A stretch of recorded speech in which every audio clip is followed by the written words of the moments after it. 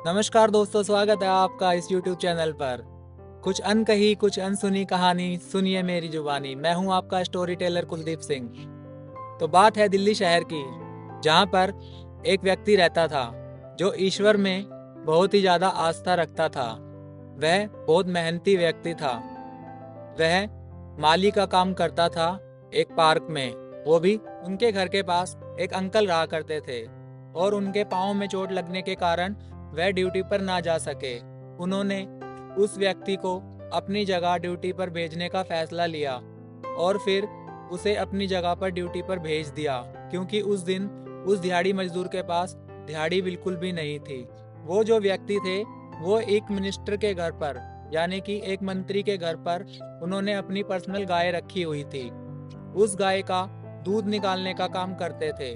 उनके पाँव में चोट लगने के कारण उन्होंने उस दिहाड़ी मजदूर को अपनी जगह पर वहां पर भेज दिया।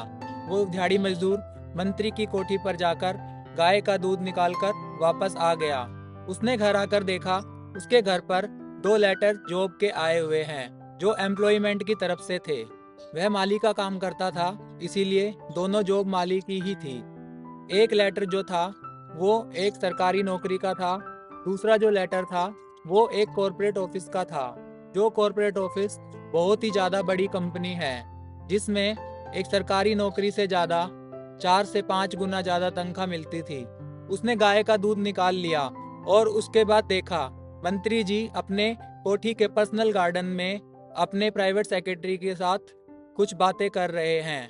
मंत्री के प्राइवेट सेक्रेटरी को साइड में बुलाकर चुपके से कहा, साहब, मेरा एम्प्लॉयमेंट एक्सचेंज से नौकरी का लेटर आया है, जिसका इंटरव्यू 3 दिन बाद है। कृपया करके आप मेरी कुछ मदद कीजिए। मंत्री जी के सेक्रेटरी ने मंत्री जी के लेटर हेड पर एक लेटर टाइप किया और मंत्री जी को सारी बात बताते हुए उनसे उनको स्टैम्प करके और साइन करवा लिए और वो लेटर उस मजदूर को दे दिया। वो लेटर लेकर वो मजदूर अपने घर आ गया। फिर 2 दिन बाद वो इंटरव्यू देने के लिए दफ्तर पहुंचा। उस कॉरपोरेट ऑफिस के अंदर उसे सोफे पे बिठाया गया और वो देख रहा था सबके इंटरव्यू चल रहे थे। उसकी बारी आने पर उसको उसके नाम से बुलाया और उसको अंदर जाने को कहा।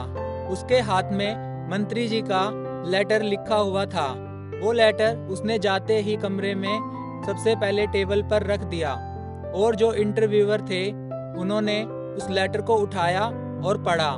लेटर पढ़ने के बाद उस व्यक्ति से पूछा कि आप इनको कैसे जानते हैं। उस व्यक्ति ने जवाब दिया, मैं इनकी कोठी पर काम करता हूँ। इंटरव्यूअर ने कहा कि आप साइड में उस सोफे पर जाकर बैठ जाइए और उसका कोई इंटरव्यू नहीं लिया गया। उसके बाद एक के बाद एक लोग इंटरव्यू देने आए और वापस चले गए और फिर उन्हें बुलाया गया और उन्हें कहा कि आपकी नौकरी पक्की हो गई है, कल से आप ज्वाइन कर सकते हैं। इतना सुनते ही उस व्यक्ति की खुशी का ठिकाना ना रहा और वो उन सभी इंटरव्यूअर को धन्यवाद कहकर अपनी घर की ओर चल दिया। उसने घर पर पहुंचकर ये सारी घटना अपनी पत्नी को बताई। वो और उसकी पत्नी दोनों मिलकर ईश्वर का धन्यवाद कहने लगे। इस कहानी को सुनकर हम सभी को यह सीख मिलती है कि जो व्यक्ति अपना काम मेहनत से करता है और ईश्वर में पूर्ण विश्वास रखता है, उस व्यक्ति की मदद ईश्वर जरूर करते हैं, कैसे ना कैसे, किसी ना किसी वजह से, किसी ना किसी कारण से। कहानी सुनने के लिए बहुत बहुत धन्यवाद। नमस्कार। जय हिंद, जय भारत।